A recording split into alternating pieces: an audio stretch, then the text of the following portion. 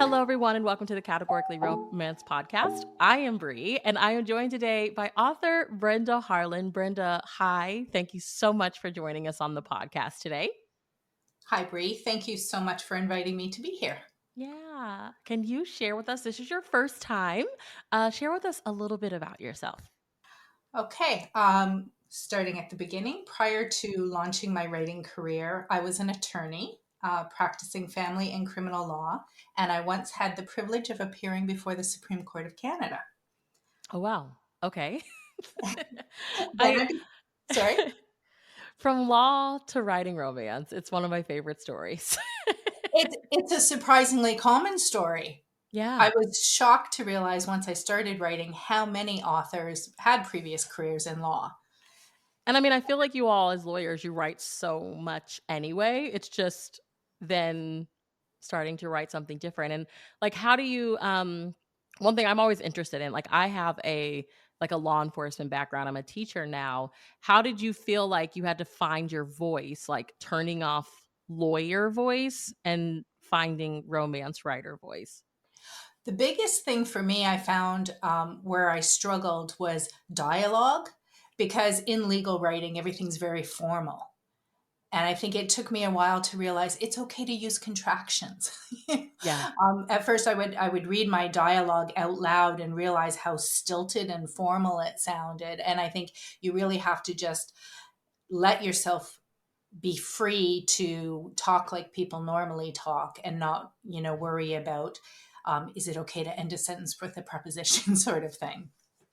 Well, I have some get to know you questions. So first thing that comes to mind, share with us two, it can be more, but two of your current favorite things.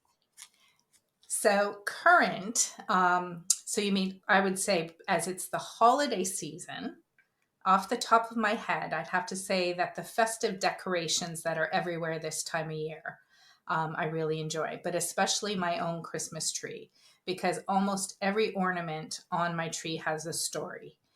Starting with the first Christmas Together ornament that my sister and brother in law gifted to me and my husband on that occasion. There's also a Snoopy at the typewriter ornament that Hallmark put out coincidentally the year that I published my first book. And there's also a Santa climbing the Eiffel Tower ornament that was released the year my husband and I went to Paris. So I've always thought it's fun to be able to get those little things that commemorate.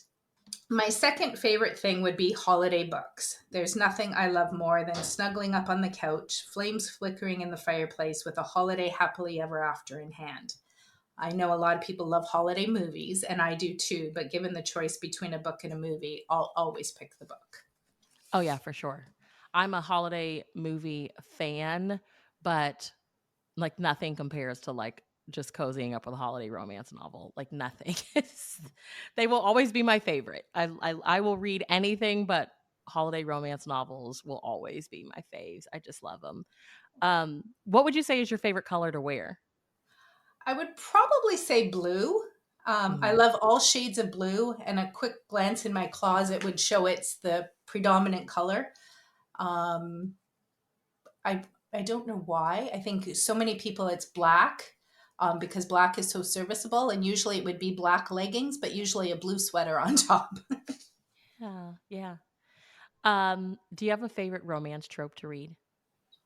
I love all the tropes. They're tropes for a reason, but my favorite is probably friends to lovers. I always like seeing how that relationship develops. And I think as a writer too, it's always a little bit easier, particularly in the category romance format where you've got a set number of words, to write a happily ever after when the characters have some kind of history. So it's one that I love to read and to write. I would have to say I think Friends to Lovers is one of my tops too. I know for the longest it was my absolute fave.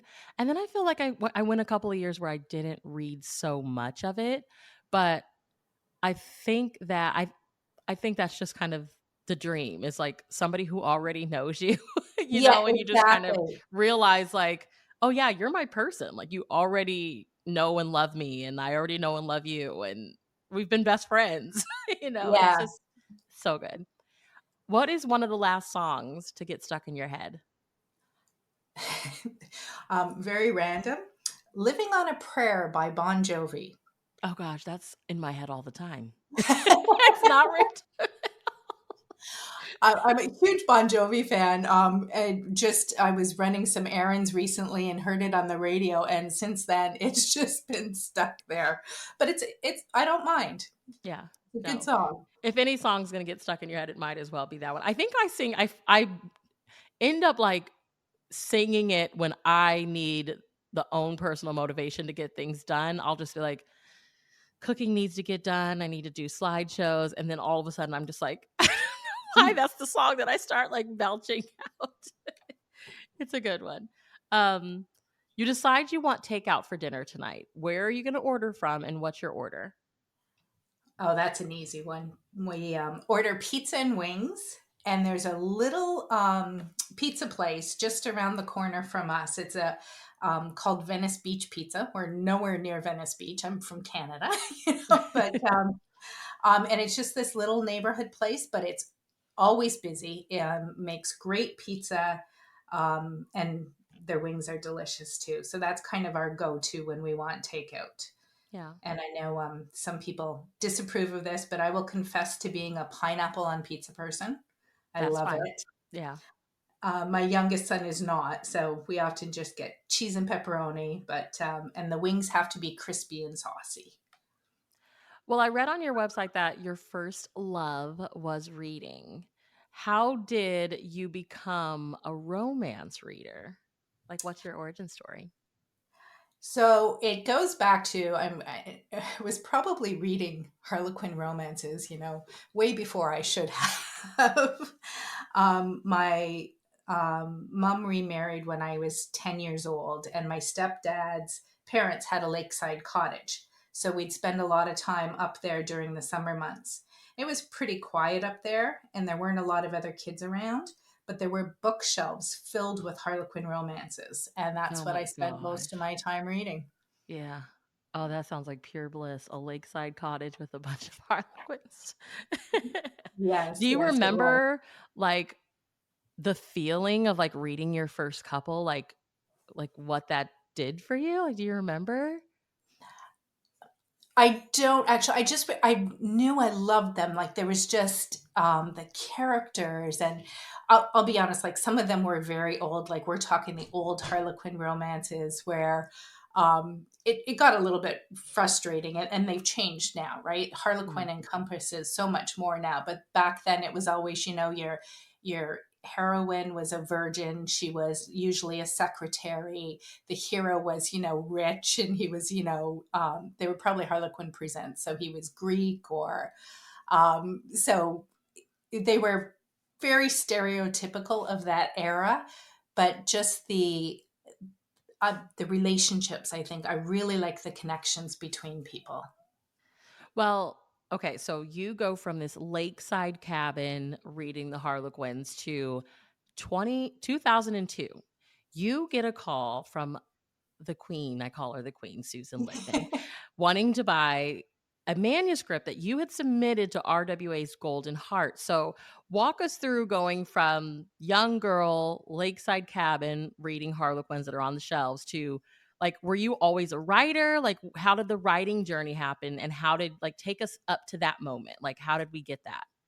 Okay. So, yes, I'd always dabbled in writing. Don't know why. I think even as a kid, I had an imagination, imaginary friends. And so I'd get ideas for things. And so I'd write a few paragraphs or a few pages, but it wasn't, and I did remember telling my mom when I was a kid, I wanted to be a writer. But it's one of those, like people say they want to be an actress and you want to go to Hollywood or something. It's kind of like, yeah, it's a nice dream, but get a real job. So that's why I ended up going to law school first. And then when I was on maternity leave with my eldest son, I decided to use my free time to focus on my writing. And I often get some strange looks from people when I mention having free time after having had a baby, but my firstborn was a really easy baby. And as noted earlier, I had previously worked as a lawyer. So it was the first time in a long time that I had any free time. I'm not sure what the process is like now, but 22 years ago, when you submitted a query or a manuscript to an editor, you could wait a long time before you got a response. And there were rules about simultaneous submissions. Basically, you weren't supposed to submit another book until you'd received a response to your previous submission. And I was a part of a local writers group at the time, having met one of the members through a college writing course I decided to take when I was on maternity leave. And when I finished another book but still hadn't received a response to my previous book, some friends in this writers group encouraged me to enter the Golden Heart because the final round judges were romance editors. I didn't actually expect to final with my first entry to the contest, because I'd heard of people, entering year after year after year, but I lucked out and that's what happened. And the manuscript ended up on the desk of the Queen. Susan was very new at Harlequin at the time, but she called to tell me how much she loved the story. And even if I hadn't managed to sell the book, I was just so thrilled to talk to her and realize that I was on the right track. So that's how it all came about. That is so cool. Well, for a bit, you wrote for both Silhouette Intimate Moments and Silhouette Special Edition. So, how did writing for both lines at the same time happen for you? Like, did you ex- expect that for yourself? Well, to be honest, it was the coincidental timing was really just an overlap of release dates. I wrote my first 5 books for Intimate Moments. And then, as a result of my editor switching over to special edition, I submitted a project for that line and had it accepted. And I've been with special edition ever since. It was, I think, special edition really is where I belong. It was always the type of stories I love to write and to read. And I do love romantic suspense as well, and I still read a lot of it. But I think it was harder for me to incorporate those suspense elements into my stories because generally I'm all about the characters. So Okay. I think special edition is just a better fit for me. Okay. And so, um, I think how like for anybody that hasn't read a special edition, how would you describe it? Like I'm always hoping like somebody that hasn't read a Harlequin yet is listening. And I feel like special edition, I feel like it's still I mostly order online, but I still go to like Walmart and I'll go to Barnes and Noble because I just want to see like whatever I don't buy online, I'll get in the store. And I still see special editions on the shelf. So like how I love would to hear you that. I know I feel like at my Walmart it's kind of dwindling. I feel like my Yes. shelf space is dwindling a bit, but how would you describe the line to anybody that is out in the bookstore and can like still grab them? Like how would you describe it to them? Well, first, I would say anybody. So many people have attitudes about Harlequin, and it's not your grandmother's Harlequin romance. They really are contemporary stories, and if you haven't read one in 10 years, you should absolutely pick one up. But regarding special editions specifically, I would say, and they're branded as hearth and home stories, and I think that really is what they're about. They're again, of course, we're romance genre, so you've got your guaranteed happily ever after, which is, I think, why people love to read them. I know it's why I love to write them. There's so much going on in the world these days, and in our lives even that we have no control over. So I love the guaranteed happy ending. But like I was saying, the branding for special edition is essentially hearth and home stories. And I think that's what it's about. It's about characters and community and family. Oh, for sure. Yeah. Um from what I could see online, you have definitely you have a couple of releases coming out in this new year. So first and foremost, like the titles that we're getting, I'm assuming you weren't writing at the same time. Were you? Did you write any of these kind of like at the same time or back to back? Um, well, I usually back to back. I'm usually finishing one book and moving right on to the next one. Yes. Okay, okay. So in January, we have the Mavericks Resolution. And then in April, you have A Rancher of His Own. And then you have The Rancher's Temptation. So can you Yes, tell us what that's they are about? the Rancher's Temptation is August, and then in December I have another Mavericks book. Oh, goodness. Okay. Yeah, so I Okay. do have, yeah, I have 4 next year. So yes, so the Mavericks resolution in January. This is actually the final book in the Montana Mavericks 30th anniversary. That was it launched in January of this year, or February. Mhm. Since they went to the 12 book format, I think it was February this year started the 30th anniversary of Montana Mavericks. So I actually get to conclude the series. And so it's fun to tie all of the threads together to wrap up the stories. The hero, of course, is a rancher. My heroine is a single mom of a little girl who also decides to foster a baby. There's a fairly significant secondary plot involving Winona Cobbs. I don't know Oh, if you've ever, goodness. Winona, Miss yeah, Winona. anybody who's been a Mavericks reader from way back will recognize Winona Cobbs, I think, from when the stories were set in Whitehorn. So in the 2025 anniversary year, Winona was supposed to get married to Stanley Sanchez. I think it was July, and she went missing on the eve of her wedding. So in my book, she will finally be reunited with her abandoned groom. And then, of course, my hero and heroine have their romantic story as well. Okay. And so after that is A Rancher of His Own in April. That will actually be my 70th book with Harlequin. Oh, congratulations. Thank you. And it's also my 18th book and final book in my Match Made in Haven series. It's a single dad story, and it's the heroine in the story who's actually the rancher this time. I like to mix things up sometimes. And then in August, The Rancher's Temptation comes out, which is the first book in my new Cowboys of Whispering Canyon series. It's a fictional town in Wyoming, and it's a one night together story that results in a pregnancy leading to a wedding that might be doomed because of the history between the hero and heroine's families. And then, as I mentioned in December, there's another Montana Mavericks continuity. I only have a working title for that right now, which is the book I'm currently writing, actually.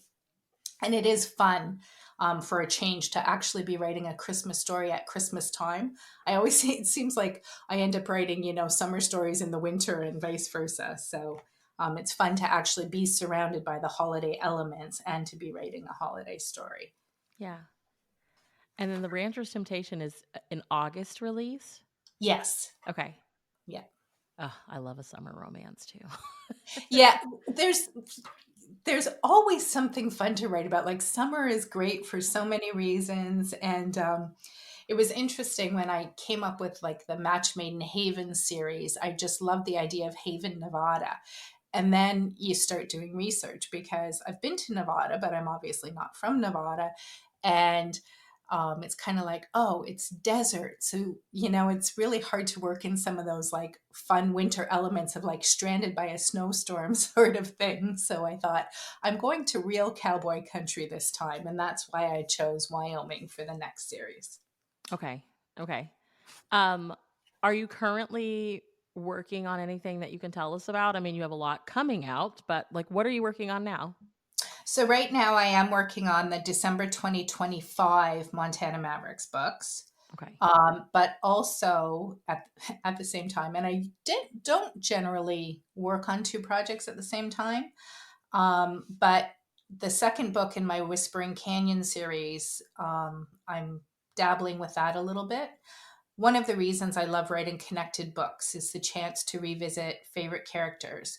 And when I was writing The Rancher's Temptation, which is the August next year book, each of the hero and heroine has a close friend who end up spending time together in that book and will be spending a lot more time together in their own story. And while I knew they would always get together, I didn't anticipate being so excited to write book two as soon as I finished book one. So I've been jotting notes and snippets of dialogue and even some complete scenes, though I really should be focusing on the Mavericks book right now. And where are you comfortable with everyone keeping up with you online? Facebook or Instagram are probably where I'm found most often, which actually isn't very often. It's always my New Year's resolution to have more of a presence on social media. But the last few years have presented some challenges for me regarding time management, as I've been having some family members deal with life changes. But I really do love to hear from and connect with readers. And I am hoping to spend more time online and interacting with them next Yeah. year. That's my New Year's resolution again. I mean, show yourself some grace. I feel like online presence is like a part-time job or full-time job in and of itself, and you have books to Absolutely. write. So No, that is what I often say. I know it's important for, readers to get to know the authors whose books they hopefully like to read, and I really do like that connection. But absolutely, when I need to pick and choose where to spend my time, I'd rather be writing the book so that the readers yeah. do have something to look forward to. And I like to end off with like knowing what you know now. What would you go back and tell Brenda at the beginning of her writing career? Like, what would you tell yourself in the beginning? I think that's a really interesting question.